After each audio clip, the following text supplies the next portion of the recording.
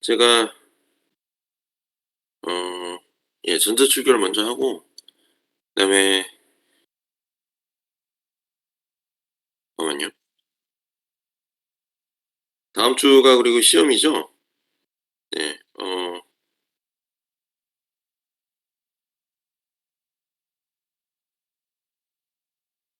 예 2772로 하시고요, 전자출결은. 예. 다음 주 시험은 뭐 강의실은 제가 공지를 다시 할 거고, 음 시험 범위는 오늘 배우는 요 강의로까지입니다. 네. 그렇게 하시고, 제가 몇 번 말했지만 좀 내용을 쪼끔 추가해서 이번에 진도를 나가고 있는데, 예 특히 두 번째 부분 가르치다 보니까 좀 외울 게 많아지겠더라고요. 그래서 근데 대신 진도 범위는 쪼끔 덜 나갔어요. 그러니까 예전 중간고사는 다음 챕터까지도 진도를 나가고 포함해서 시험을 봤는데, 이번에는 휴일이 한 두 번 있었죠. 예 고거 영향도 있고. 그래서 어쨌든 여기서 끊어서 하고 주로 외우는 내용이 될 텐데, 말했지만 너무 디테일하게 세부적인 거보다는 좀 좀 중요한 거 위주로 이걸 전부 다 외우려고 하지는 마세요. 예. 제가 그렇게 물어보지도 않을 거고, 주로 강의 때 중요하다고 강조한 내용들 위주로 좀 아시면 좋을 것 같고, 간단한 용어나 이런 것들은 아시는 게 좋을 것 같아요. 어 진도를 지금 한 30 페이지 정도 강의록 기준으로 남아서 오늘 중에 아마 끝낼 수 있을 거고, 되도록이면 좀 빨리 끝내고, 여기도 말했지만 좀 이렇게 자세하게 적어 놨기 때문에 여러분들이 읽어 보시면 충분히 이해할 거예요. 그래서 좀 중요한 거 위주로 설명을 하겠습니다. 어 예. 딱 30 초만 있다가 시작할게요.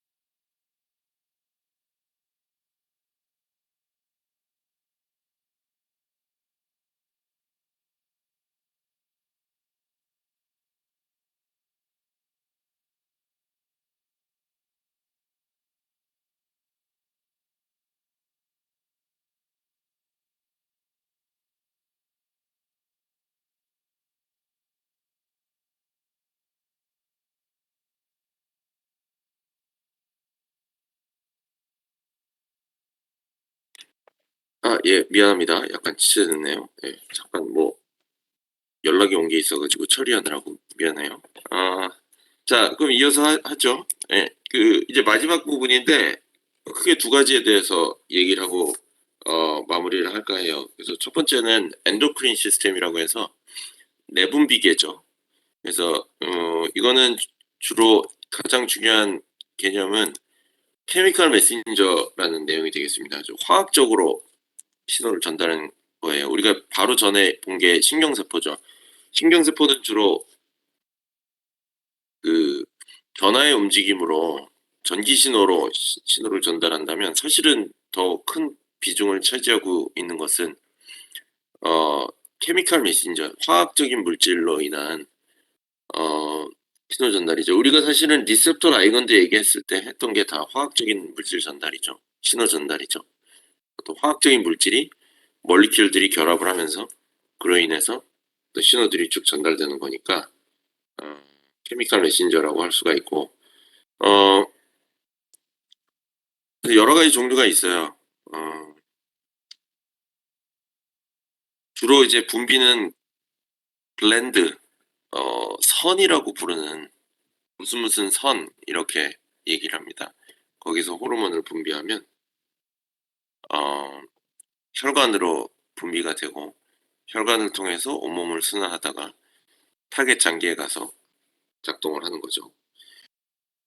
그래서 우리가 여러 번 얘기를 하고 있는데 fight or flight response라는 개념 자체가 이 엔도크린 시스템에 의해서 작동을 해요. 그 아드레날린 얘기를 했었죠? 네. 베타 아드레너직 리셉터 얘기할 때 아드레날린이 분비가 되면 베타 아드레너직 리셉터에 바인딩이 되고 결합이 되고 그다음에 그게 활성화를 시킵니다. 이 아드레너직 리셉터는 여러 곳에 있지만 근육 세포에 있는 근육 조직에 있는 리셉터를 예로 들었어요. 자, 그런 다음에 일어나는 일련의 어떤 생화학적인 반응이 여기 써져 있어요. 예를 들어서 글라이코겐을 브레이크다운하고 글라이코겐이라는 거는 글루코스가 몸에 많을 때 저장을 해놓는 분자죠. 고분자 물질로 일종의. 그래서 글라이코겐을 분해한다는 말은 글루코스를 새로 만들고 있다는 뜻이에요. 영양분이 필요하니까 글라이코겐을 분해해서 글루코스를 만들고 심장 박동을 빠르게 하고 요거는 그 눈동자의 홍채를 크게 한다는 소리예요. 그러니까 더 잘 보게 하기 위해서라고 생각할 수 있겠죠. 그다음에 혈관의 수축, 특히 근육 조직에서 힘을 쓰기 위한 운동을 하기 위한 예비 준비라고 할 수가 있습니다. 이런 일련의 그 외부 자극에 맞서서 반응을 하기 위한 일련의 화학적인 반응들이 쭉 해서 일어납니다. 그래서 전기적인 신호를 전달하는 신경 조직과의 가장 큰 차이점은 아무래도 시간, 속도의 개념적으로 좀 차이가 나요. 어, 신경 조직에서의 신호 전달은 일시적이고 굉장히 빠르고 순간적이라는 특징이 있는 반면에 엔도크린 시스템은 아무래도 조금 더 느리고 대신에 조금 더 오래가는 효과를 최소 몇 분 또는 몇 시간 정도 효과라고 할 수가 있습니다. 신경 조직이 몇 초 단위라고 본다면. 자, 그래서 지금 이런 엔도크린 시스템과 관련해서 중요한 우리가 생각해 볼 수 있는 중요한 개념이 호메오스테시스라는 개념이 있어요. 호메오스테시스라는 것은 항상성을 의미하죠. 몸이 또는 몸의 상태가 비슷한 또는 같은 상태를 유지하려는 어, 현상을 의미하는데 이게 왜 중요하냐면은 외부 환경은 계속해서 바뀌죠. 뭐 단순하게 온도를 예로 들어도 외부 온도가 올라갔다 내려갔다 변동이라는 게 있잖아요. 또는 음식을 예로 들어도 우리가 굶고 있을 때도 있고 음식을 먹고 있을 때도 있고 항상 무슨 스테디 스테이트 플로우 리액터처럼 음식을 계속 뭐 컨티뉴어스하게 주입하진 않죠. 우리가 하루 세 끼 또는 간식 이렇게 주기적으로 끊어서 먹잖아요. 그럼 먹은 직후와 먹기 직전의 몸 상태는 다르다는 거죠. 그럼에도 불구하고 몸은 기능을 해야 되기 때문에 어떤 식으로든 어, 어떤 기준치 범위 안에서의 상태를 유지해야 됩니다. 그게 호메오스테시스예요. 그래서 호메오스테시스가 작동하는 기전은 우리가 배운 리셉터라는 개념이 여기서 또 등장을 하는데 일단 자극이 생겼어요. 리셉터가 반응을 하고 그 리셉터에서 전달되어진 신호를 인테그레이터에서 취합하고 이펙터에서 어떤 액션을 취합니다. 여기서 취하는 액션의 대부분은 네거티브 피드백 메커니즘을 통해요. 무슨 소리냐면 요 이펙터에서의 역할은 이펙터에서의 요 신호 되돌아가는 신호는 요 스티뮬러스에 반하는 요 스티뮬러스에 반대하는 방향으로 자극이 대부분 주어져요. 그게 바로 네거티브 피드백 메커니즘이죠. 그렇게 함으로써 이 자극이 예를 들어서 그냥 간단하게 단순하게 얘기를 하자면 플러스 방향으로 자극이 들어왔다. 그리고 이펙터는 마이너스 방향으로 자꾸 유도를 하는 거예요. 플러스 마이너스 돼서 정상 상태가 유지될 수 있도록 그런 대표적인 예가 뭐 온도의 컨트롤 좀 전에 얘기했듯이 또는 당 대사 글루코스 호메오스테시스 뭐 몸의 pH 혈압 이런 것들이 전부 다 네거티브 피드백 메커니즘을 갖추고 있습니다. 반대로 포지티브 피드백 메커니즘도 있을까요? 예를 들어서 플러스의 자극이 주어지면 플러스의 이펙트가 더해지게 많지는 않겠죠. 이거는 사실은 상당히 불안정한 방식이에요. 왜냐하면 플러스 자극이 주어지면 계속 그 자극이 증폭되는 방향으로 갈 테니까 사실은 그런 게 필요한 상황이 많다고는 볼 수 없죠.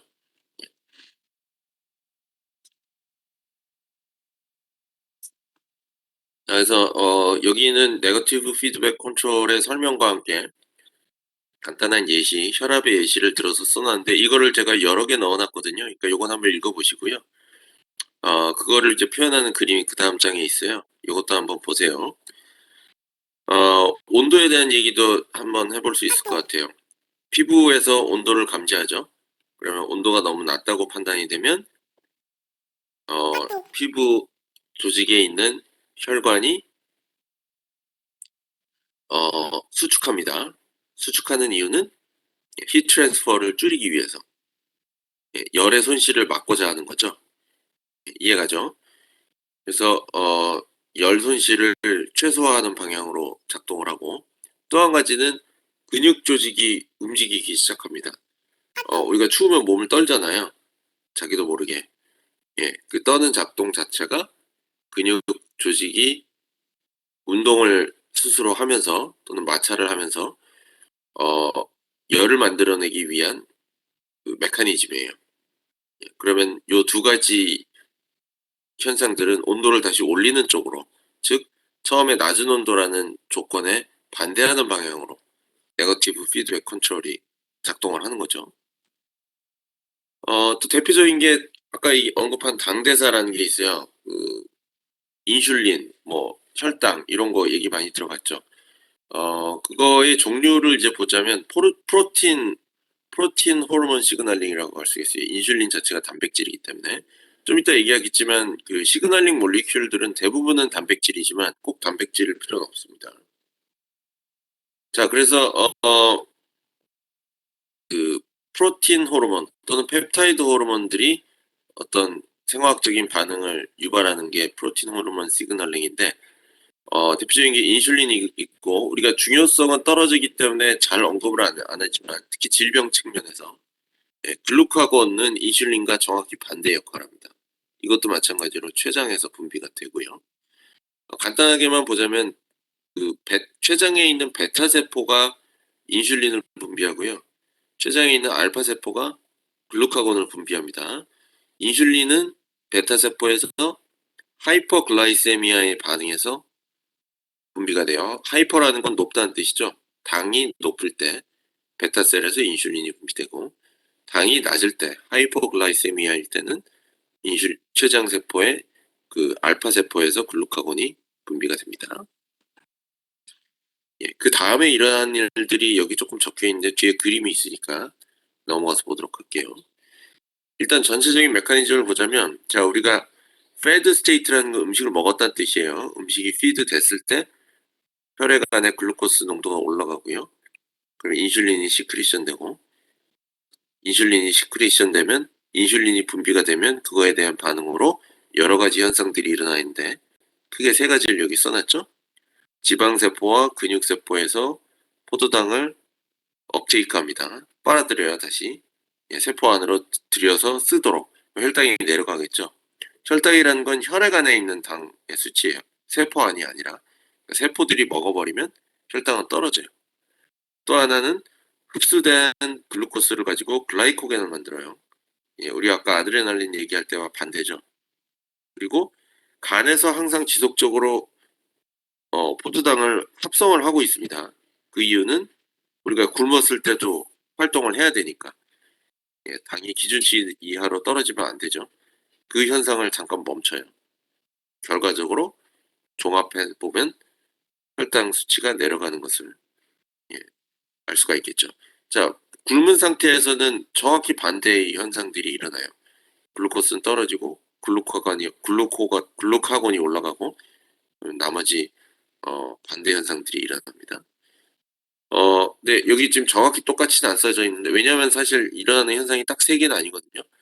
인슐린과 글루카곤의 각각의 경우에 중요한 거 위주로 지금 써져 있으니까 읽어보면 물론 무슨 얘기인지 다 알 거예요. 자, 그럼 우리가 또 지금 리세പ്터 라이건드라는 개념을 배웠기 때문에 글루코스가 올라가고 인슐린이 시크리션 되고 분비된 인슐린에 각각의 장기 조직이 반응하고, 요 각각의 단계에 있어서 모든 단계에 있어서 전부 다 리셉터 라이건드 인터랙션이 존재를 합니다. 즉 글루코스가 분비되면 그걸 또 센싱을 해야 될 거고 감지를 해야 될 거고, 그죠?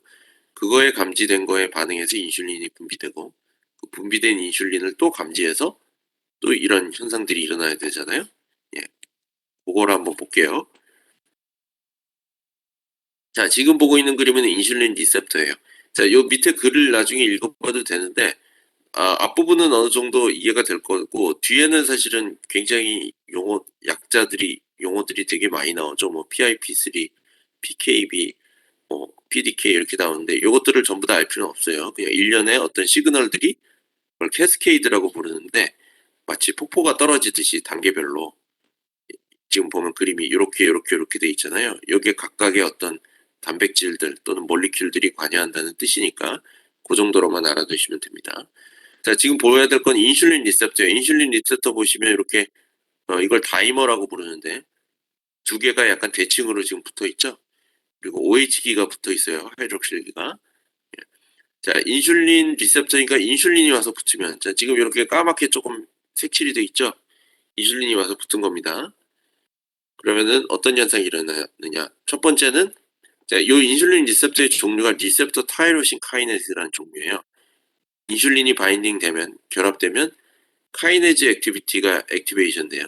카이네이즈라는 것은 여기 하이드록실기를 포스페이트기로 바꿔주는 역할을 합니다. 알겠죠? 리셉터 타이로신 카이네이즈는 그 스스로를 카이네이션 시켜서 포스페이트 그룹을 붙여요. 이게 일종의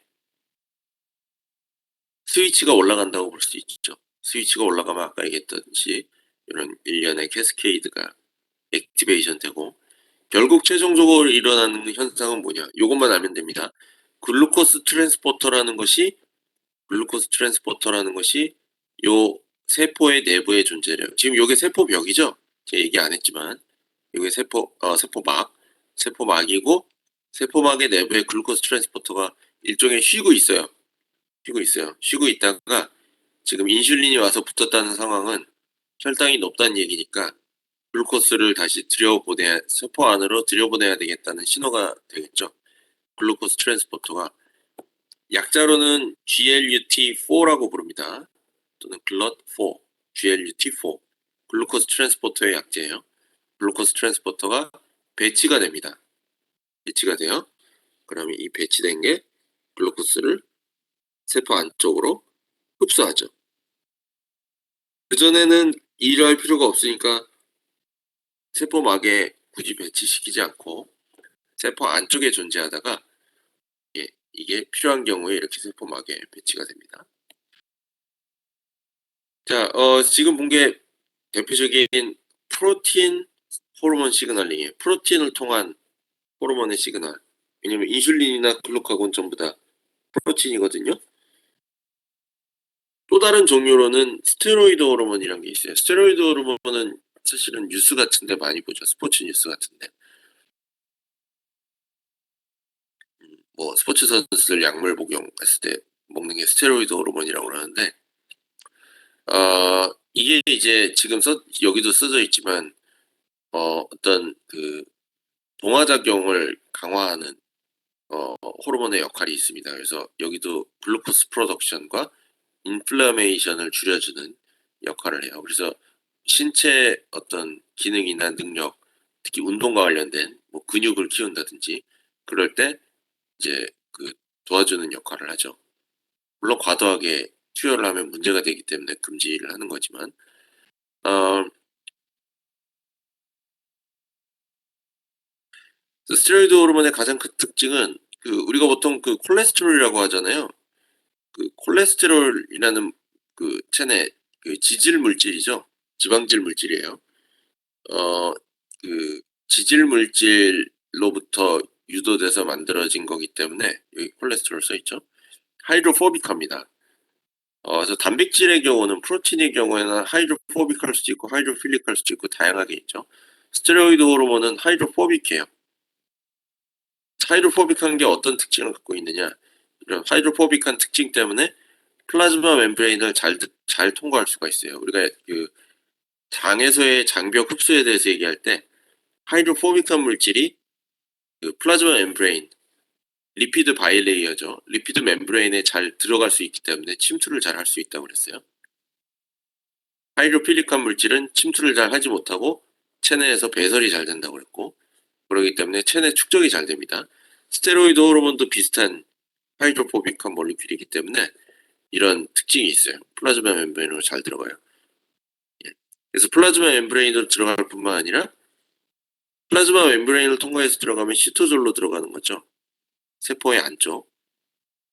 만약에 그 세포의 안쪽까지 들어간 다음에 뉴클리어스 멤브레인까지 통과를 한다면 핵으로 들어가는 거예요. 여기서 얘기하는 핵은 예, 세포 안에 있는 DNA가 있는 부분.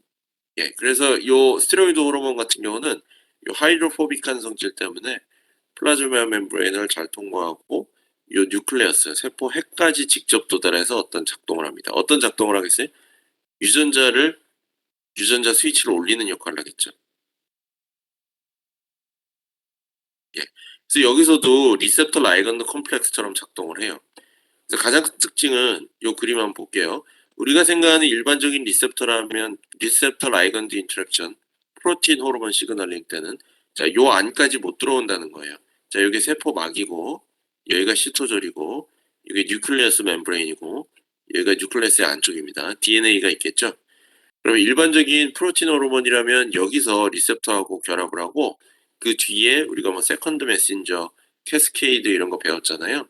일련의 반응들이 쭉 일어나서 요 안에서 그 신호를 전달하면서 요 세포 핵까지 전달을 한다면 스테로이드 호르몬은 그냥 통과를 해서 직접 가는 거예요. 중간에 바인딩을 약간 할 수도 있어요. 그렇지만 기본적으로는 직접 들어가서 HRE라는 곳에 바인딩을 합니다. HRE라는 것은 요 앞쪽에 나와 있었는데 호르몬 리스폰스 엘리먼트라는 유전자의 DNA의 일정 부분이 있어요. 이거는 DNA 시퀀스인데 레귤러터리 DNA 시퀀스라는 말은 그 DNA가 작동을 해주게 하는 어떤 스위치 같은 역할을 한다는 뜻이에요. 그래서 어떤 특정 유전자들이 요 스위치가 온이 되는 거죠. 스위치가 켜지는 거죠. 호르몬 리스폰스 엘리먼트 HRE에 스테로이드 호르몬이 와서 결합을 하면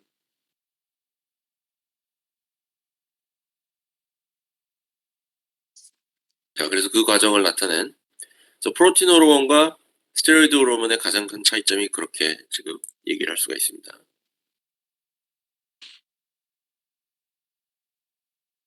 자, 그 다음에는 이뮤 시스템에 대한 얘기를 할 텐데 한 30초 1분 정도만 쉬었다가 다시 이어서 할게요. 앞에 지금 설명한 걸 한 번만 좀 다시 봐주세요.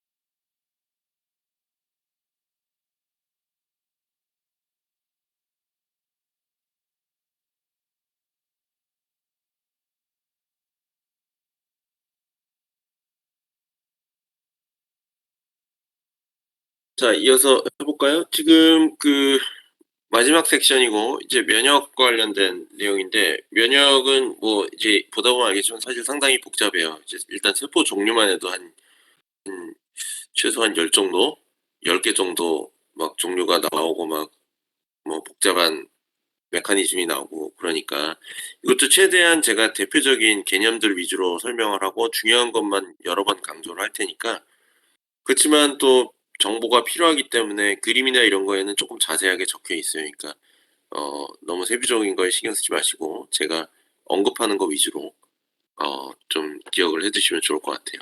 자, 일단 면역 시스템이란 게 뭐냐? 외부에 여기 인베이더라는 표현을 썼는데요. 외부에 어떤 바이러스든지 박테리아든지 어떤 독성 물질이든지 그런 게 들어왔을 때 공격을 해서 제거하는 것이 이뮤 시스템이라고 할 수 있겠죠. 사실 지금 뭐 아직도 진행되고 있지만 코로나 때문에 이 면역 시스템 또는 면역 반응이란 거에 관심이 조금 높아진 측면이 있는 것 같아요. 지금 보니까 거리두기 거의 해제하는 것 같은데. 자, 아무튼 그 이뮨 시스템의 또는 이뮨 리스폰스, 면역 반응의 가장 중요한 그 요소 중에 하나는 자기 자신과 셀프와 넌 셀프, 외부의 물질을 구별하는 거가 되겠습니다. 특히 외부 물질 중에서 어 위협이 될 만한 요소인지, 즉 진짜 어떤 위험한 바이러스나 박테리아인지 아니면 그냥 단순하게 아무 해가 없는 외부 물질인지, 그런 거를 구별하는 작업이 되겠죠. 그래서 만약에 어 뭐 지나치게 반응을 할 수 있죠. 외부 물질이지만 아무 해가 없는데도 격렬하게 반응을 해서 어 뭐 대표적인 게 알러직 리액션 같은 게 그런 거겠죠. 꽃가루 알레르기라든지 뭐 각각류 알레르기 이런 거. 일단 그 좀 전반적인 면역 시스템에 대한 얘기를 할게요. 그 몇 가지로 구분 지을 수 있는데, 조금 이게 지금 보면 약간 일종의 방어 시스템이잖아요. 예. 그러니까 어떻게 보면 그 군대랑 비교를 할 수도 있을 것 같아요. 그래서 그 이렇게 비유를 하자면, 일단은 그 전체적인 것을 지휘하는 헤드쿼터가 있습니다. 그죠? 헤드쿼터에 해당되는 부분이 보통 우리가 프라이머리 림포이드 organ이라고 해서, 림포이드라는 건 보통 우리 림프관 뭐 림프구 뭐 이런 거 할 때 하는 림프라는 뜻입니다.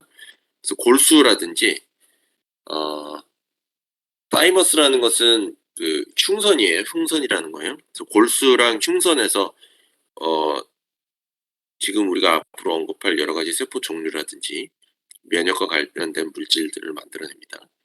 자, 그다음에는 이제 여기 필드 코맨드 포스트라고 써져 있는데, 요 본부에서의 명령을 받아서 몸의 이제 각 부분에서 어떤 작동을 할 수 있게 도와주는 기관들이 또 있어요. 그래서 림프 노드, 림프절하고 스플린은 비장입니다. 비장도 면역과 관련된 작동을 해요. 요런 게 있고, 자, 우리가 실제로 많이 관심 가질 것은 실제로 외부 물질과 싸우는, 예, 군인의 역할을 하는 어 세포들이 있겠죠. 주로 세포들인데, 그래서 뭐 매크로페이지, 대식 세포라고 합니다. 대식 세포, 내추럴 킬러 셀, 뭐 뉴트로필, 어 B셀, 뭐 덴드리틱 셀, T셀, 요것들도 사실은 좀 뭐 호상구, 호중구 뭐 이렇게 한글 이름들이 또 다 있어요. 근데 일단은 영어 기준으로 제가 작성을 해 놨고 영어로 설명을 할게요. 오히려 한글이 더 헷갈리는 것 같아요, 제 생각에는. 이름이 사실 비슷비슷하고 한자 유래이기 때문에 사실 그렇게 와닿지도 않아요, 사실. 영어 기준으로 할 테니까 혹시 궁금하면 여러분들이 뭐 인터넷 영어 사전 같은 데 검색하면 다 나옵니다. 저도 모든 걸 기억하진 못해서 중간중간 기억 안 나면 찾아보면서 얘기를 하긴 할게요. 예. 어 자, 그래서 요런 것들이 어떤 그 방어 기능을 위한 시스템이라고 본다면, 사실 어떤 물리적인 방어 기능을 하는 기관 또는 조직들도 있어요. 예. 그래서 여기 레이어드 디펜스라는 표현을 썼는데, 일단은 피지컬한 배리어들도 면역 기능에 관여를 합니다. 예를 들어서 피부. 웬만한 바이러스나 박테리아는 피부로는 들어오지 못하죠. 그렇기 때문에 우리가 그 점막을 통해서 보통 들어오잖아요. 뭐 호흡기 점막이라든지 코라든지 어 아니면 눈이라든지 이렇게 좀 그 자신의 필요에 의해서 연약한 부위가 있어요. 외부 물질에. 이렇게 외부 물질의 침입에. 예, 피부 자체는 웬만해선 그냥 들어올 수는 없습니다. 무슨 상처가 있지 않는 이상. 그게 이제 피지컬 베리어라는 뜻으로 써 놓은 거고요. 이뮨 시스템, 우리가 이제 본격적으로 얘기할 이뮨 시스템은 크게 두 가지가 있어요. 하나는 이네이트 이뮨 시스템이 있고, 이건 일반적인 면역 반응을 일으키는 이뮨 시스템이라고 보시면 돼요. 어댑티브 이뮨 시스템이, 어댑티브라는 건 적응을 한다는 뜻이죠.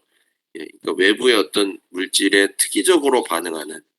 예, 그래서 우리가 보통 어떤 물질이 한번 들어와서 뭐 감염이 되거나 하면은 면역이 생긴다 이런 표현을 쓰잖아요.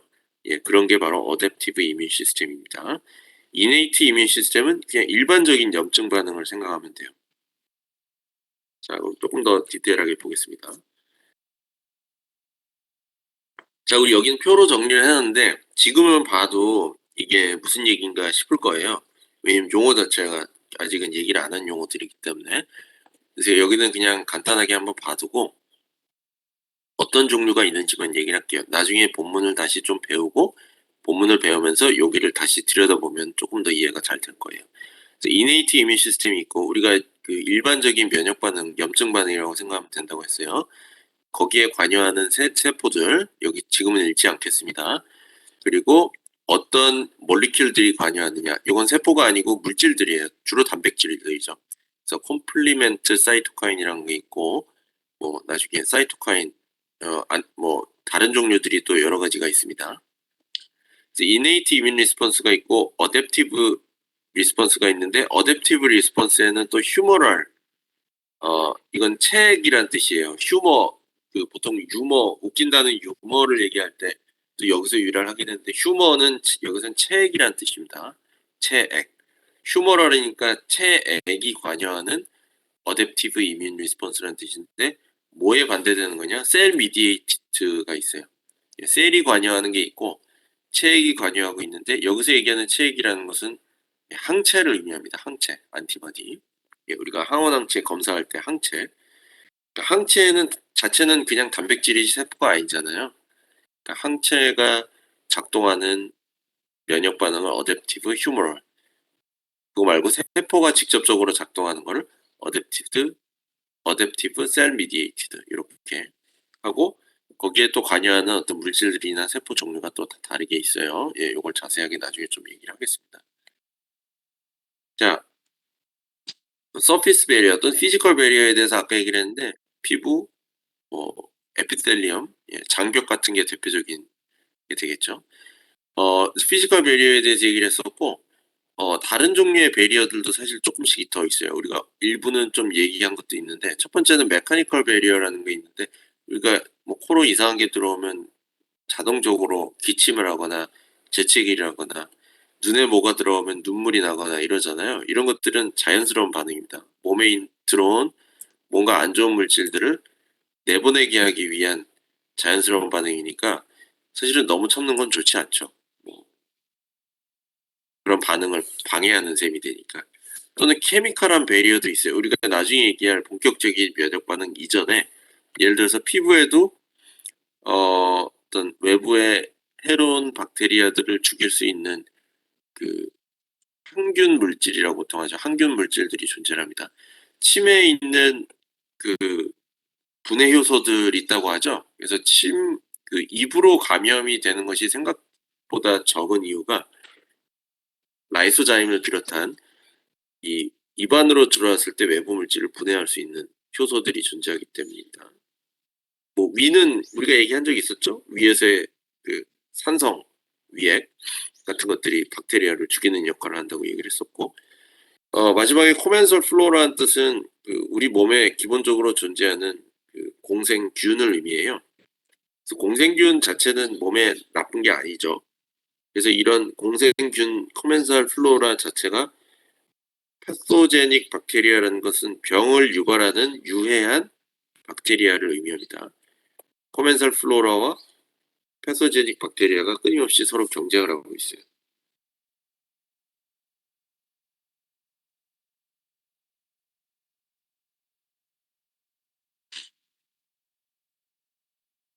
자, 그러면 이제 본격적인 이뮤 시스템에 대한 얘기를 먼저 할게요. 이네이트 이뮤 시스템이란 것은 패소젠을 인식하는데 non specific response예요. 그래서 대표적인 어떤 톡식한 박테리아로부터 나오는 어떤 독성 물질 중에 대표적인 게 리포폴리사카라이드라는 물질이 있어요. 줄여서 LPS라고 하는데, 뭐 예를 들어서 우리가 장염에 걸릴 때, 장염 같은 거에 걸릴 때, 그 장염을 일으키는 미생물들이 여러 가지 독성 물질들을 내보내거든요. 그 중에 대표적인 물질이 요 써져 있는 리포폴리사카라이드예요. 이런 것들이 어떤 피부라든지 장이라든지 이런 데서 감지가 되면 그걸 매크로페이지나 뉴트로필이 인식을 하고 그 다음에 이네이트 이뮤 시스템이 발동이 됩니다. 그래서 어떤 일이 일어나냐, 우리가 보통 염증 반응이라고 부르는 반응이 일어나는데요.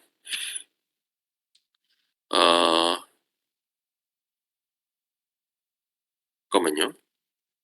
제가 뒤에 좀 자세하게 써놨구나. 인플라메이션과 연관된 여러 가지 생화학적인 반응들이 일어나고, 또 하나는 콤플리먼트 시스템이라는 것이 활성화돼요. 그래서 이거의 역할은 뭐냐? 외부에서 들어온 물질들을 없애주려는 역할을 해요. 그래서 콤플리먼트 시스템은 콤플리먼트 프로틴들이 작동을 합니다.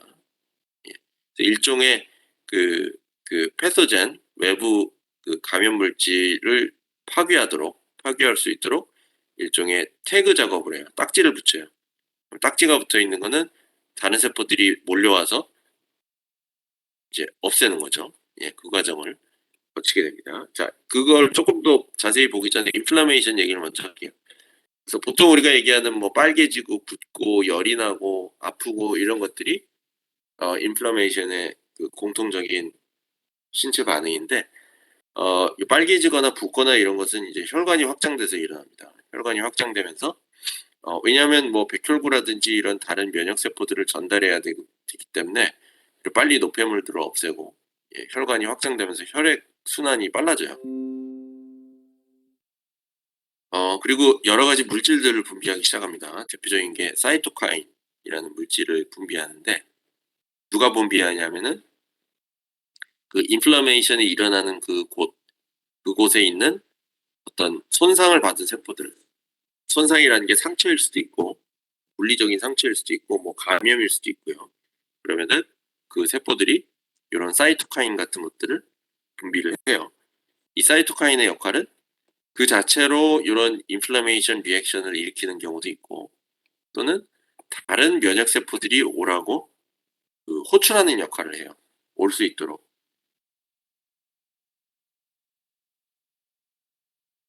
호출하는 역할을 합니다. 그래서 그 호출돼서 온 면역 세포들이 어떤 인플라메이션과 관련된 여러 가지 작동을 해요. 그리고 밑에 써져 있는 것은 제가 아까 이런 감염이 되거나 손상된 세포들이 어떤 물질들을 분비한다고 얘기를 했죠. 그 분비하는 물질들의 종류와 이 작동 내용들을 써놨습니다. 뭐 예를 들어서 프로스타글란딘이라는 물질은 아까 얘기한 인플라메이션 반응, 열이 나고 뭐 혈관이 확장되게 해주는 역할을 하고, 루코트리엔이라는 물질은 화이트 블러드 셀은 백혈구죠. 류코사이트라고도 하는데 류코사이트를 호출하는 역할을 해요. 그 다음에 인터루킨이라는 물질은 그 호출된 화이트 블러드 셀, 백혈구들끼리 서로 커뮤니케이션을 하는 데 쓰는 물질이고, 키모카인이라는 것은 그런 다른 종류 면역 세포들을 끌어들이는 역할을 해요. 이것도 보면은 겹치는 내용들이 많죠. 그래서 약간 서로 비슷하다고 생각할 수 있는데, 물론 이제 세부적으로 들어가면 조금씩 다릅니다. 이거를 구분한다기보다는 이게 어떤 역할을 하는 물질, 특히 인플라메이션, 이네이트 이민 리스폰스에 관여하는 물질이다 하는 정도만 알고 있으면 될 것 같아요. 마지막으로 인터페론이라는 것은 프로틴 신세시스 과정을 방해를 해요. 그래서 이게 어떤 역할을 하냐면은 바이러스가 하는 역할이 세포를 감염시킨 다음에는 그 세포 안에서 단백질을 만들어내거든요. 예, 그 과정을 방해하는 거죠. 그래서 인터페론 같은 경우는 그 약물로도 많이 개발이 돼서 사용이 되고 있습니다. 뭐 항암제라든지 항바이러스제라든지 이런 식으로. 요 컴플리먼트 시스템하고 요 잠깐만요. 예, 요 장하고 요 다음 장까지만 얘기하고 조금 쉴게요. 자, 그다음에 이제 일어나는 두 번째 반응은 컴플리먼트 시스템이에요. 여기까지는 아직 이네이트 이민 리스폰스에 속하는 겁니다. 예, 이거는 뭐냐면은 아까 얘기했듯이 외부에서 들어온 물질을 태깅한다고 그랬죠. 표지를 단다고 했죠. 그래서 여기도 이렇게 디테일하게 뭐 무슨 C1 콤플렉스, C3, C5 뭐 이렇게 다 써 있는데 이걸 다 알 필요 없고요. 중요한 거는 이렇게 요게 지금 외부에서 들어온 외부 뭐 박테리아라고 할 수도 있고 외부 어떤 세포입니다. 그러면은 요게 여기에 보면 요런 게 지금 와서 박혀 있죠. 요게 컴플리먼트 프로틴들이에요. 컴플리먼트 프로틴들이 일종의 조립 과정을 거쳐서 요 외부 침입 물질에 또는 침입한 세포에 와서 붙어요. 그러면 이제 여기서 일어나는 일들이 요 자체가 요 자체가 세포를 파괴하기도 하고 아니면 다른 면역 세포들이 와서 공격을 할 수 있게 해주는 표지 역할을 합니다. 알겠죠?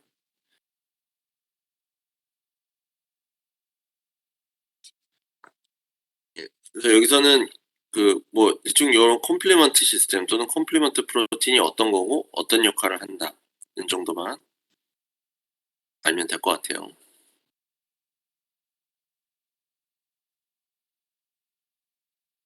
자, 그래서 지금 아까 컴플리먼트 시스템, 컴플리먼트 프로틴에 의해서 태깅이 되면 예, 그다음에 어떤 일들이 일어나느냐. 류코사이트, 아까 화이트 블러드 셀이라고 했죠. 류코사이트가 또 여러 종류가 있는데 요 류코사이트들이 와서 일을 합니다. 그래서 류코사이트의 종류가 또 너무 막 분류가 되는데 대표적인 거 몇 가지만 알아두세요. 파고사이트라는 것은 그 와서 공격해서 먹어치우는 또는 분해를 하는 세포들을 의미해요. 일종의 공격수 역할을 하죠. 그래서 제일 대표적인 게 매크로페이지라는 대식 세포가 있고 뉴트로필, 이건 호중구라고 하는데 이것도 비슷한 역할을 합니다. 덴드리틱 셀도 그렇고. 그 다음에 또 여기 있는데 이건 지금은 넘어갈게요. 자, 그래서 아까 얘기했듯이 패소젠을 제거하는데 와서 공격을 해요. 그래서 집어삼키기도 합니다. 인걸프라는 거는 집어삼킨다는 뜻이죠. 그 다음에 후속적으로 어댑티브 이뮨 시스템의 어떤 그를 활성화시키는 역할도 하는데 지금은 요거 위주로 얘기를 할게요. 자, 그래서 아까 얘기했듯이 파고사이트라는 것은 그 와서 박테리아들을 공격하는 역할을 해요. 예. 식세포. 그러니까 어, 와서 먹어치운다는 뜻으로 생각하면 될 것 같아요. 파고사이트. 제일 대표적인 게 매크로페이지입니다. 여기도 뉴트로필, 매크로페이지, 덴드리틱 셀 이렇게 막 구분이 되어 있는데요. 예, 여기서는 너무 세부적으로 생각하지 마시고 예, 이렇게 외부 물질들이 들어오면은 와서 공격하는 물질들이라고 생각하면 돼요. 마스터 셀이라는 것은 비만 세포라는 건데 이거 뚱뚱한 비만의 뜻이 비만이 아니에요. 그냥 한자로 비만 세포라는 건데 요거는 어, 그 인플라마토리 리스폰스 그러니까 염증 반응을 조절하는 역할을 해줍니다. 그다음에 뭐 바소필, 에오시노필 이런 것들은 케미컬 미디에이터들을 릴리즈한다고 써 있죠. 마지막만 좀 그 주의 깊게 볼게요. 내추럴 킬러 셀이라는 게 있어요. NK 세포라는 게 있는데 NK 셀은 내추럴 킬러의 역할이에요. 여기는 특이하게 외부 물질을 공격하는 게 아니고 호스트 셀, 그러니까 자기 몸에 있는 세포들을 공격합니다. 근데 어떤 세포들이냐? 어, 이미 감염이 됐거나 바이러스 인펙티드 셀이라고 돼 있죠. 아니면 암세포들이 있어요. 사실은 우리 몸에서 암세포들이 계속해서 발생을 하고 있거든요. 그런데 그런 암세포들을 내추럴 킬러 셀들이 와서 죽이는 역할을 합니다. 그 어떻게 보면 자기 몸에 있는 세포들 중에 원래는 자기 세포였는데 이미 가망이 없는 세포들, 감염이 되거나 해서 손상이 돼서 예, 어, 그런 세포들을 와서 파괴하는 역할을 내추럴 킬러 셀이 하고 그러면 그런 파괴해야 될 호스트 셀, 자기 자신 세포를 어떻게 알아보느냐. MHC1이란 것, 물질이 와서 붙어 있으면 이것도 일종의 표지예요. 태그예요. 이런 태그가 붙어 있으면 와서 파괴를 합니다. 이 MHC1이란 것은 조금 쉬는 시간 가지고 그 다음에 이어서 얘기할 때 조금 더 나올 거예요. 우리 한 10분 정도만 쉬었다가 다시 두 번째 시간 출결하고 다시 이어서 얘기를 할게요.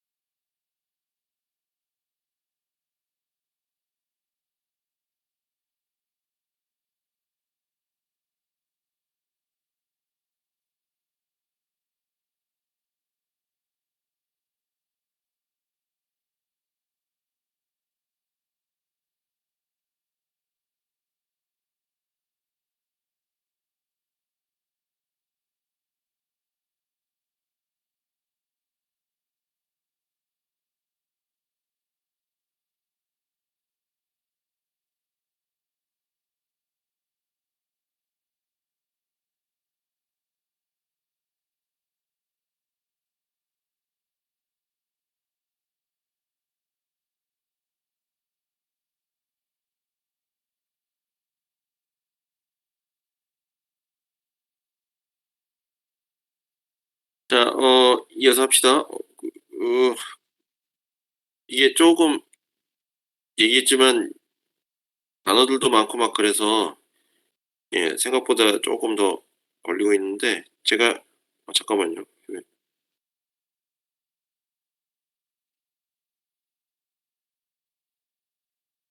출결 번호를 좀 다시 할게요. 제가 오늘 또 무슨 중간에 잠깐 회의가 있어 가지고 점심 전에 한 10 분이나 15분 정도 일찍 끝내려고 하거든요. 그래서 혹시 시간이 부족해서 못 끝내면 제가 나머지 부분은 어 그래도 끝내는 게 좋으니까 한 10분 15분 정도 모자라는 거가 혹시 있으면 영상으로 올릴게요 제가 나중에. 예, 일단 시간 한 11시 30분 35분 정도까지 하고요. 자, 그래서 그 셀들의 기능 주로 류코사이트 백혈구죠. 백혈구의 종류와 각각의 역할에 대해서 간단히 얘기했고 제일 중요한 거는 파고사이트 식세포죠. 이렇게 외부 바이러스나 박테리아들을 먹어치우는 역할을 하는 세포들의 종류에 대해서 얘기를 했습니다. 자, 그럼 이제는 어댑티브 이뮨 시스템 또는 어콰이어드 이뮨 시스템이라고 해요. 예. 획득된 면역이죠. 그러니까 외부에 어떤 물질이 처음으로 들어오면 그거에 반응해서 항체를 만들고 기억을 해뒀다가 나중에 이제 또다시 들어오면 반응을 훨씬 더 빠르고 더 강하게 할 수 있는 면역 반응이라고 할 수가 있습니다. 우리가 코로나 백신 맞으면 예, 면역이 생기는 것처럼 걸리거나. 자, 여기서 중요한 역할을 하는 건 림포사이트라는 세포의 종류인데요. 그 림포사이트는 림프구라고 해요. 또 림프세포, 림프구. 제일 중요한 게 B셀과 T셀이 있습니다. APC라는 건 나중에 얘기를 할게요. 자, 아까 그 어댑티브 이뮨 시스템에 두 종류가 크게 있다고 그랬어요. 휴머럴 어댑티브 이뮨 리스폰스가 있고 체액과 관련된 거. 그건 B셀이 관여를 하고요. 셀 미디에이티드 리스폰스라는 게 있고 그건 T셀이 관여를 해요. 어쩔 수 없이 코로나 얘기를 가끔씩 하는데 코로나가 반응을 할 때도 우리가 처음에 백신을 맞거나 걸리면 항체가 만들어지죠. 예, 그거는 휴머럴 리스폰스, 중화항체라는 표현이 아마 몇 번 들어봤을 수도 있을 것 같은데, 뭐 백신 맞은 지 몇 주 안에 중화항체 레벨이 어떻게 되고 이게 서서히 떨어진다 이런 얘기를 아마 뭐 4주 되면 뭐 반으로 떨어진다 이런 식의 뉴스를 봤을 거예요. 그거에 해당되는 게 지금 휴머럴 리스폰스고 B셀이 관여하는 거라고 보시면 되고 어 이제 셀이 또 관여하는 부분이 있어요. 네, 셀이 관여하는 거는 이제 T셀이 특히 그 생긴 면역을 기억하는 메모리를 만들어내는 거에 있어서 T셀이 관여를 합니다.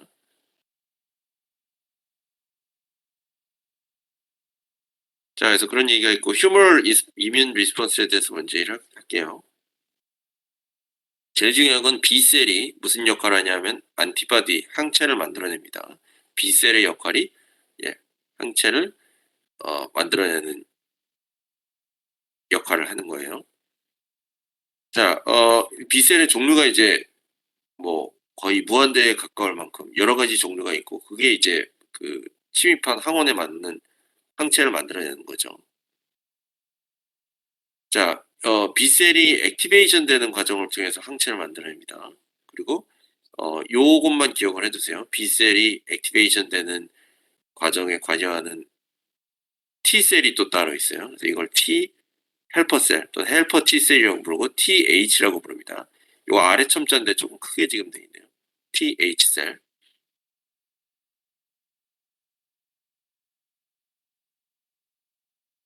자, 그래서 B셀이 항체를 만들어내면 어떤 역할을 하느냐. 예, 그 외부 침입 물질 자체를 중화시키기도 하고 중화 항체라고 부르는 거예요. 또는 파고사이트 아까 얘기했던 그 파고사이트죠. 파고사이트들이 와서 공격을 할 수 있게 마킹을 해줘요. 그 과정을 이제 옵소나이제이션이라고 부릅니다. 또는 콤플리먼트 시스템이란 거 아까 배웠죠. 콤플리먼트 시스템이 작동할 수 있도록 또 액티베이션을 시켜줍니다. 예, 그러니까 우리가 지금 배운 여러 가지 뭐 컴플리먼트 시스템, 뭐 인플라메이션, 뭐 그다음에 뭐 파고사이트, 파고사이토시스 이런 과정들이 그 여러 가지로 섞여서 일어나는 거예요, 사실은. 뭐 하나의 물질에 대해서 하는 반응만 일어나는 게 아니고 복합적으로 일어나는 거죠. 자, 그럼 셀 미디에이티드 이뮨 리스폰스는 어떤 거냐?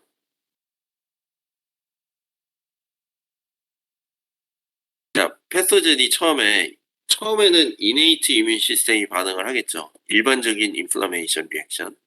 예, 그 과정을 거치면서 그 패서젠들이 호스트 셀을 인펙션 시킬 수가 있습니다. 또는 APC라는 면역 세포에 의해서 잡아먹힐 수가 있어요.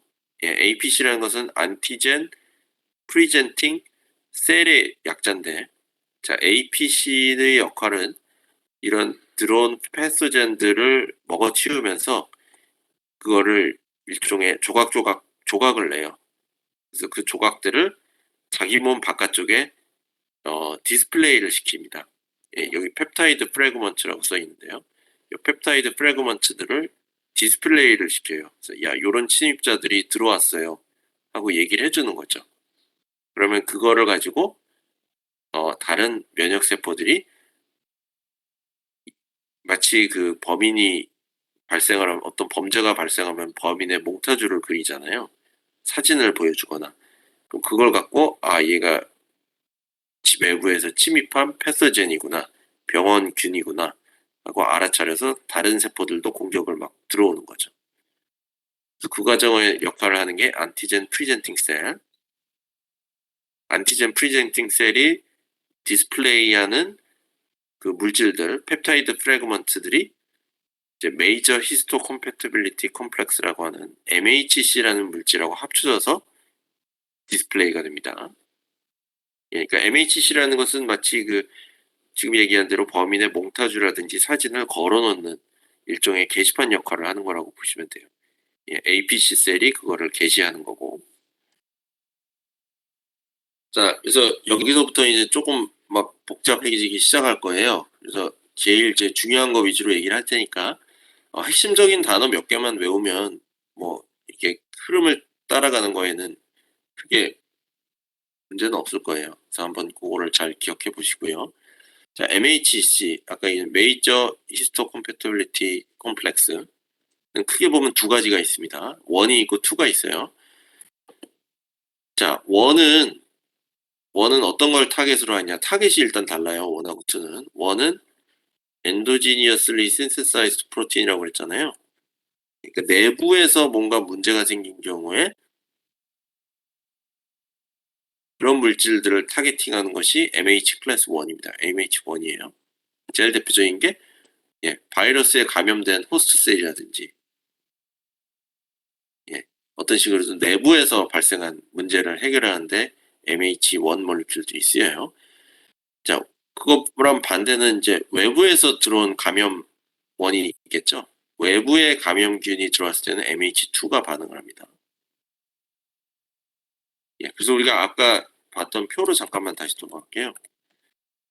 표로 보시면 어댑티브 이뮨 리스폰스 중에 어댑티브 휴머럴은 클래스 2가 관여하고 어댑티브 셀 미디에이티드는 클래스 1이 관여한다고 써있죠.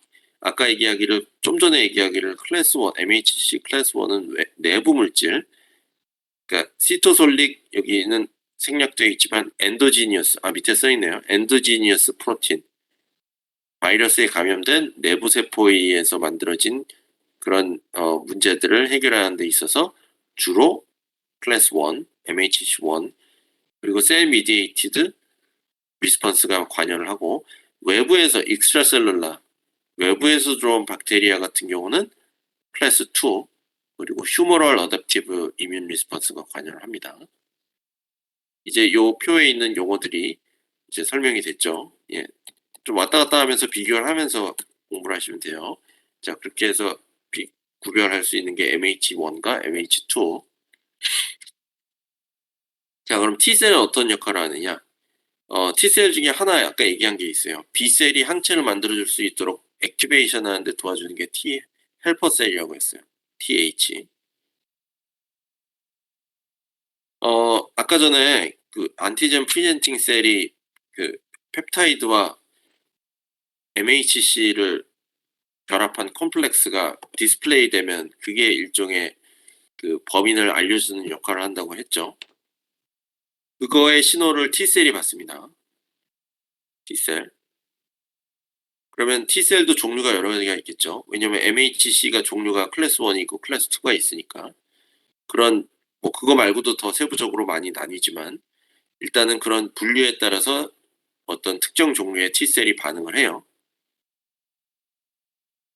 그래서 그 두 번째는 MHC 클래스 2는 우리가 아까 얘기한 헬퍼 T셀이 반응을 합니다. 헬퍼 T셀이 반응을 하고 아까 MHC 클래스 2가 어떤 거라고 그랬죠? 외부 물질이라고 했죠? 외부 물질이 들어오면 헬퍼 T셀이 액티베이션 되고 아까 얘기했듯이 B셀이 액티베이션 돼서 항체를 만들어내기 시작합니다. 휴머럴 리스폰스죠. MHC 클래스 1이 액티베이션 되면 다른 종류의 T셀이 반응을 합니다. 사이토톡식 T셀이라는 또는 킬러 T셀이라는 T셀이 반응을 하고 이 킬러 T셀은 직접 항체를 만들도록 B셀을 그 자극하는 게 헬퍼 T셀이고 사이토톡식 T셀, 킬러 T셀은 직접 작동을 합니다. 그리고 요 두 가지 T셀, 킬러 T셀하고 헬퍼 T셀이 작동할 때 관여하는 일종의 리셉터 물질이 또 있어요. 그걸 CD8, CD4 리셉터가 각각 작동을 합니다. 그러니까 좀 연결해서 외워야 될 단어들이 있거든요.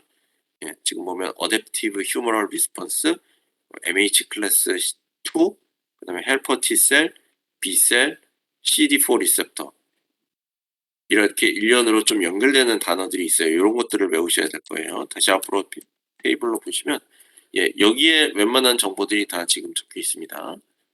자 이제 세포 종류까지 얘기를 했죠. Adaptive Humoral Response에서는 MHC 클래스 2가 관여를 하고 외부 물질, 외부 침입 물질의 반응을 주로 하면서 헬퍼 T셀이 CD4로 리셉터로 액티베이션 되면서 B셀을 자극해서 항체를 만들어냅니다. 항체 안티바디. Adaptive Cell Mediated Response에서는 엔도지니어스한 물질들의 반응을 하고 MHC 클래스 1이 관여를 하면서 사이토톡식 T셀이 CD8 리셉터와 함께 반응을 합니다. 그러니까 지금은 용어들이 막 한 열 몇 가지가 한꺼번에 나오니까 헷갈릴 수 있는데요. 이렇게 연결시켜서 단어들을 한번 외워보세요. 자, 지금 설명한 것들의 그림들이 잠깐만요. 왔다 갔다 해서 미안해요. 요 피겨 6.21부터 해가지고 쭉 남아 있어요. 그래서 사실은 다 언급을 한 것들입니다. 자, 바이러스의 호스트 셀이 인펙션 돼요. 그러면 이건 엔도지니어스 몰리큘이죠. 그러니까 MHC1이 컴플렉스가 만들어지고 CD8 T셀, 그러니까 사이토톡식 T셀이죠. 이것 그 사이토톡식 T셀이 반응을 합니다. 자, 외부 물질의 경우는 우리가 아까 얘기한 APC, 안티젠 프리젠팅 셀이 외부 물질을 일단 먹어서 MHC2 컴플렉스를 디스플레이를 합니다. 그러면은 CD4를 가지고 있는 헬퍼 T셀이 반응을 하고 B셀을 자극해서 항체를 만들어내요. 그거에 대한 설명이 요 밑에 써져 있으니까 나중에 한번 차근차근 본인이 요 단어들을 외워가면서 좀 다시 읽어봐야 될 거예요. 지금은 바로 이해하기가 좀 힘들 수도 있습니다. 단어들이 너무 많이 나와서. 자, 그리고 아까 얘기했던 그 T셀이 특정 T셀이 그 MHC 클래스 1이냐 2냐 아니면 다른 여러 세부 종류에 따라서 반응을 다르게 한다고 했죠. 그때 관여하는 요 T셀에 리셉터가 있어요. 그러니까 요 안티젠 프리젠팅 셀 쪽에서 디스플레이하는 MHC1이나 2 컴플렉스가 있고요. 그거에 맞춰서 반응하는 T셀에 또 리셉터가 종류를 해요. 작동을 해요. 그래서 이 두 가지가 결합을 하면 반응이 시작되는 거죠. 그래서 이 T셀 쪽에 붙어있는 리셉터 콤플렉스를 TCR이라고 부릅니다. T셀 리셉터 콤플렉스의 약자예요. T셀 리셉터 콤플렉스가 특정 MHC와 반응을 하는 거예요. 이해가죠? T셀에 있는 T셀 리셉터 콤플렉스, TCR이 특정 MHC하고 반응을 합니다. 자, 그래서 그거에 대한 설명이 여기 써져 있으니까요. 예, 요거는 한번 차근차근 읽어보시면 지금 얘기했던 얘기와 겹치는 것들이 있어요. 그래서 MHC 라이건드가 T셀 리셉터 TCR 컴플렉스와 결합을 하고요. 그럼 여러 종류의 T셀이 당연히 존재를 하겠죠. 서로 다른 TCR을 가진 여러 종류의 T셀이 자기 자신에 맞는 MHC 라이건드와 결합을 하는 거예요. 결합을 하게 되면 아까 얘기했던 일련의 반응들이 일어나는데 그중에 이제 생략하고 얘기 안 했던 몇 가지 중간 단계들이 있어요. 그중에 한 가지는 어 그 자기 자신 오토크린 시그널링이라는 거 예전에 얘기했는데 기억나요? 자기 자신이 액티베이션 되는 거죠. 어떤 물질을 분비하면서. 예. 대표적인 게 인터루킨 2 오토크린 시그널링이 지금 일어납니다. 이건 어떤 거냐면 지금 얘기한 TCR과 MHC가 맞는 게 결합이 되면 TCL이 액티베이션 되면서 인터루킨 2를 만들어내요. 그래서 만들어낸 인터루킨 2로 인해서 자기 자신이 더 액티베이션이 돼요. 그래서 세포를 일단 증식시키고 왜냐하면 지금은 수백만 종류의 T셀이 조금씩 존재를 한다면 어떤 특정 침입자가 들어왔다는 것을 아는 순간 이제 복제를 해야 되는 거죠. 예. 숫자를 늘려야 되니까 대응을 하려면 그러면서 이제 T셀이 액티베이션 되고 T 헬퍼 셀은 아까 얘기했듯이 B셀을 자극합니다. B셀을 자극해서 안티바디를 만들어내고 또 하나 언급 안 했던 것은 매크로페이지도 자극을 해요. 매크로페이지는 아까 파고사이트의 한 종류라고 했죠. 대식 세포예요. 세포들을 이제 가서 그 침입자들을 먹어치우는 역할을 합니다. 휴머럴 리스폰스의 일부죠. 그다음에 셀 미디에이티드 리스폰스에서는 킬러 T 셀이 작용한다고 했어요.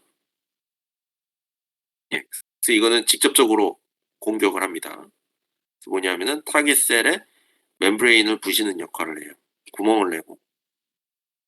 그래서 타겟 셀들이 파괴되도록. 알겠죠? 예. 이것은 외부에서 침입한 물질들은 이렇게 반응을 하는 거죠. 그래서 지금 설명한 그림이 또 여기 나와 있어요. 호스트 셀에서 문제가 생겨서 제가 좀 전에 거꾸로 말했죠. 예, 엔도지니어스 한 물질들의 반응을 하는 게 사이토톡식 T셀입니다. 예, 지금 순간적으로 거꾸로 얘기했네요. 그래서 호스트 셀이 와서 반응을 하면 MHC1 그러면 사이토톡식 T셀이 반응을 해서 인터루킨 2로 본인이 액티베이션 되고 액티베이션 돼서 숫자가 늘어나고 이것들이 호스트 셀 여기가 타겟 셀이에요. 인펙션 된 감염된 호스트 셀을 직접 공격합니다. APC가 MHC2를 디스플레이하면 헬퍼 T셀이 액티베이션 되고 마찬가지로 인터루킨 2에 의해서 자극이 일어나고 헬퍼 T셀이 늘어나면서 B셀을 자극하거나 매크로페이지를 자극해서 예, 외부 물질, 외부 감염원을 자극을 합니다. 공격을 합니다. 그래서 이거는 동일한 그림이니까요. 제가 그냥 약간 보충으로 추가 뭐 위키피디아 같은 데서 찾아서 넣었던 것 같아요. 한번 보시고요. 마지막으로 B셀 잠깐만요. 뭐 남았지? 네, 여기는 예, 마지막으로 B셀에 대한 설명이 나와 있는데 이건 지금 얘기한 거랑 반복이에요. 그래서 굳이 제가 자세하게 얘기할 필요 없을 것 같고 제가 요거 강의록 다시 보면서 봤더니 그 뒷부분에 있잖아요. 호메오스테시스 부분이 2번 들어갔더라고요. 지금 여러분들이 가지고 있는 강의록에는 뒷부분에 호메오스테시스 내용이 또 있을 거예요. 아까 설명한 내용. 강의록이 약간 다르긴 한데 겹치는 내용이라서 그 뒷부분은 삭제를 했어요, 제가. 여러분들도 그 뒷부분은 무시하시면 됩니다. 지금은 아예 없애버렸어요. 예, 혹시 혼란스러울 것 같으면 제가 강의록을 다시 올릴게요. 다시 편집된 거를. 편집 과정에서 제가 뒤에 있는 걸 앞으로 옮겼다가 안 지운 것 같아요. 제가 그래서 처음 생각했던 것보다는 그래도 빨리 좀 끝났는데 제가 뭐 너무 간단하게 좀 훑었을 수도 있어요. 근데 이거는 뭐 용어를 좀 외우면서 이렇게 읽어보면 되는 내용이라 사실 개념적인 게 특별히 복잡한 게 들어가지는 않습니다. 그러니까 여러분들이 한번 시간을 제가 오늘 좀 일찍 끝날 테니까요. 좀 시간 여유가 되면 혼자 한번 좀 읽어보세요. 읽어보시면서 예, 궁금한 거 있으면 질문을 하시고, 어, 내일은 뭐 시험 준비 겸 해서 제가 수업을 그냥, 건너뛸까 해요. 시험 전주니까 시험 공부 하시고, 혹시 질문이 있으면, 제가 그때 특별히 일이 있지는 않거든요. 그러니까 제가 접속은 할게요. 그 출석 체크는 안 할 거예요. 그러니까 여러분도 혹시 궁금한 게 있으면 10시에서 11시 사이에 와서 질문하시면 돼요. 내일 10시 수업인가요? 11시 수업인가? 11시 수업이죠? 헷갈리는데. 예, 어쨌든 내일 수업 시간에 1시간 동안 제가, 중간에 들어와서 접속을 할 테니까 궁금한 게 있으면 그때 물어보시면 되고요. 아니면은 시간 맞추기 힘들면 그냥 이메일로 질문하세요. 이메일로 질문하면 제가, 시험 기간이니까 특히 제가 좀 뭐 답장하는 거 늦지 않도록 주의를 하겠습니다. 제가 좀 이 업무 같은 게 일이 밀리면 좀 늦춰지는 수가 있는데 시험 기간에는 최소 24시간 안에 제가 답신을 보낼 테니까 이메일로 질문하시거나 내일 수업 시간 중간에 접속을 해서 어 질문을 하시거나 그렇게 하시죠. 그렇게 하도록 하겠습니다. 네, 혹시 지금 질문할 거 없을까요? 사이토카인 시그널링? 잠깐만요. 제가 했던 얘기라서 지금은 설명을 안 한 거예요. 어 예, 약간 추가적인 내용이 있긴데 여기 뭐 인터루킨 2 시그널링, T셀 액티베이션 이런 거라서 예, 아까 제가 했던 얘기예요. 그림에 있는 거. 그러니까 뭐 무시하면 된다는 게 시험에 안 나오냐는 질문이라면은 그거는 포함이 됩니다. 포함이 되고 제가 했던 얘기이기 때문에 예, 지금은 그냥 제가 읽지 않았어요. 뭐 읽어보면 알 얘기이기 때문에 예, B셀과 사이토카인 시그널링. 예, 혹시 지금 질문 있을까요? 과제 솔루션. 제가 잠깐만요. 과제 마감이 언제죠? 마감 지나면 올릴게요. 마감이 지났나요? 이미 혹시? 제가 과제를 하도 여러 개 오늘이에요. 그러면 제가 오늘 이후로 솔루션을 올릴게요. 예, 확인해 보세요. 그 첫 번째가 두 번째 숙제는 딱히 솔루션이 아마 필요 없는 그런 내용일 거예요. 문제풀이 위주로 솔루션 올라갈 겁니다. 알겠죠? 예, 그러면 수고하셨고 오늘 이렇게 마치죠. 네. 중재하고 혹시 질문 있으면 질문해 주셔도 돼요.